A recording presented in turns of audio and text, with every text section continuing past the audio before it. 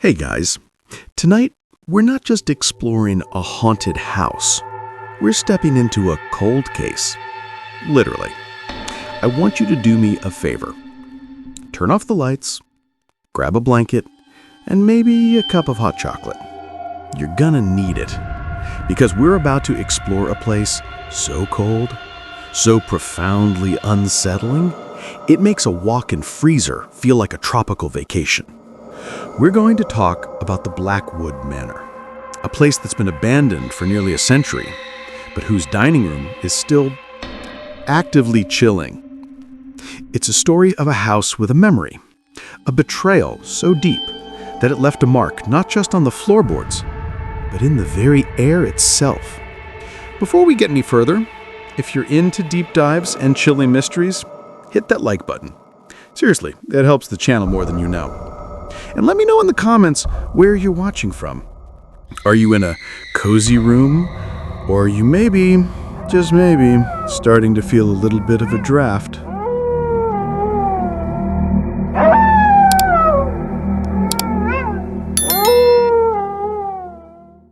Imagine you're me. You're walking up to the manor. The fog is so thick it feels less like air and more like a heavy, wet blanket. The old iron gate groans open like a dying animal, and you can already smell it. The scent of dust, decay, and something else. Something strangely floral, like wilted roses. You feel a sudden prickle in the back of your neck. It's not fear, not yet. It's just a sense of being watched. You push open the huge oak door, and the air inside is somehow colder than outside. Your breath plumes in front of you. A chandelier hangs in the grand foyer, its crystals caked in so much dust they look like they've been frosted. The silence is the loudest thing in the world. It's the kind of silence that's not an absence of sound, but an intentional presence, a quiet that's waiting for you to make a mistake. You move through the house, each step a small thunderclap. You pass what used to be a ballroom, and you can almost hear the faint echo of a waltz. But it's quickly replaced by the sound of your own heart hammering against your ribs. You're trying to stay cool, to be the intrepid explorer, but inside, you're just a kid again, scared of the dark.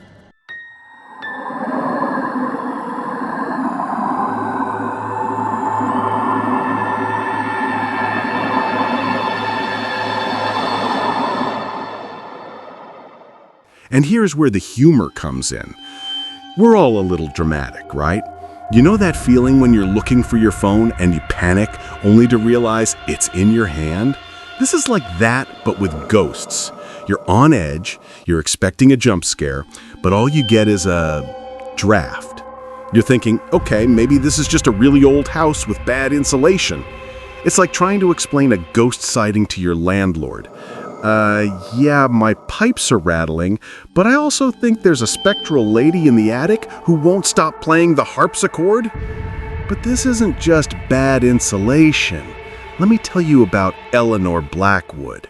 She wasn't a sad, weeping ghost. She was a fiercely proud woman, married to a man named Arthur, a ruthless industrialist. Their love story wasn't a fairy tale, it was a business merger. Arthur, being the scoundrel he was, had a mistress. And not just any mistress, but Eleanor's own sister, Beatrice. The night Eleanor found out, it wasn't a scream or a fight, it was a dinner party. A grand, opulent affair in that very dining room. The guests were all there, the champagne was flowing, and the servants were scurrying about. Eleanor, ever the stoic, walked into the dining room, saw her husband and sister whispering a little too closely, and she just stood there. But something in the air changed. The servants later reported that the room, which had been warm from the fire, suddenly dropped to a bone-chilling temperature. The plates on the table, still steaming, were covered in a thin layer of frost. It was like her rage wasn't a sound, but a force of nature. A cold front that just materialized.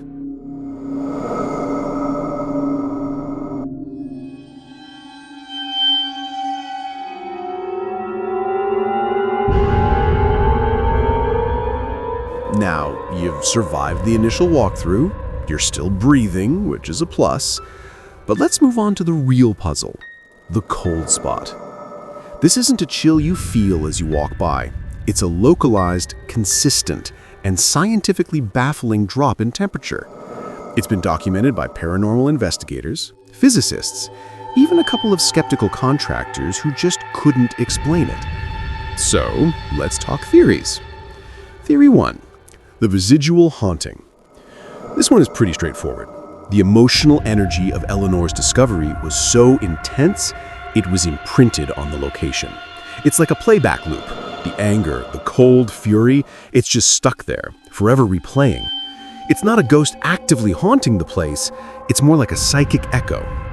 This is a popular theory, kind of like your phone remembering a Wi-Fi network you haven't been near in years. The energy of the moment is just saved.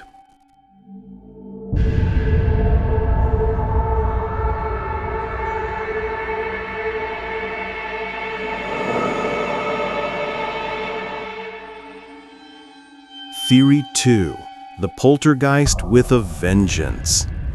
This one is a bit more personal. Maybe Eleanor's spirit is still there, and she's actively creating the cold. Why? Because cold spots are often linked to spiritual energy. The entity uses energy from the environment to manifest, and a common side effect is a drop in temperature. Maybe she's still so furious she's literally sucking the warmth out of the room, as if trying to freeze the memory and anyone who dares to enter it. It's like she's a cosmic air conditioner set to rage. Theory 3, the super scientific, super boring theory. This is for the skeptics in the audience. Maybe there's a geological anomaly, a subterranean stream running under the dining room that's causing the temperature drop. Or maybe it's just the perfect storm of a chimney draft and a broken window. But seriously, a cold spot so intense it freezes steam? That's not just a draft. That's a supernatural level draft. It's the kind of draft that gets its own theme music.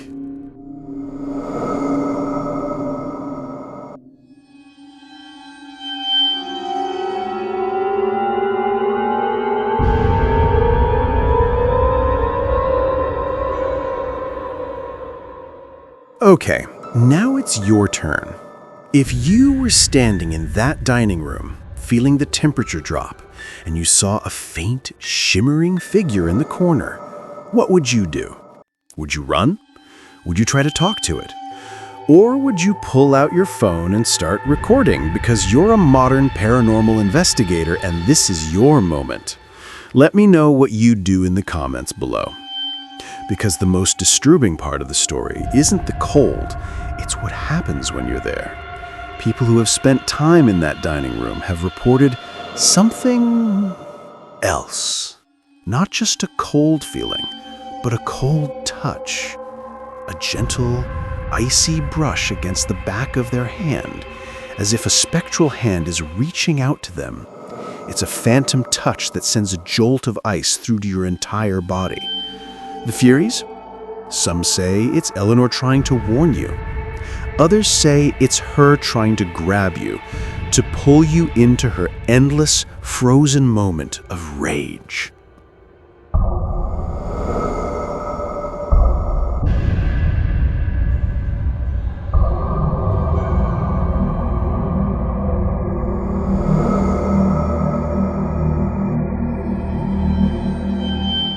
Now, let me tell you about the last person who went in there.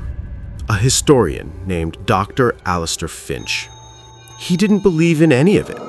He was there to study the architecture.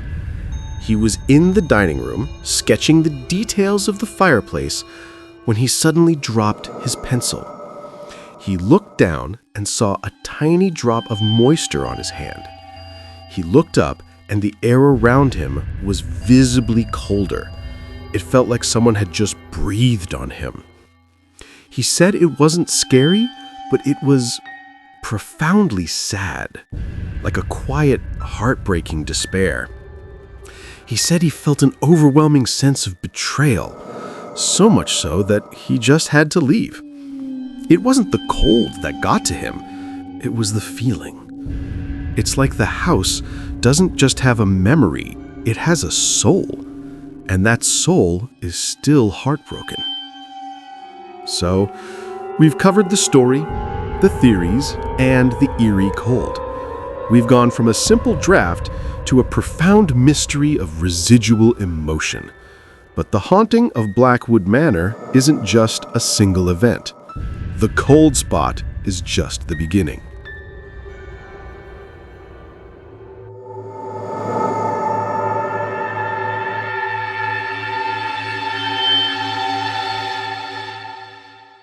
What about the ghost of Beatrice, the sister who betrayed her? Rumor has it her spirit is also still there, locked in a different part of the house, forever searching for a forgiveness she'll never receive. And what happened to Arthur, the husband who caused all this chaos? The story doesn't stop with Eleanor's cold revenge. Next time, we're going to step out of the dining room and into the grand ballroom to talk about the forgotten tragedy of Beatrice and the ghostly waltz that still plays on silent nights, a haunting that's far more terrifying than a chill.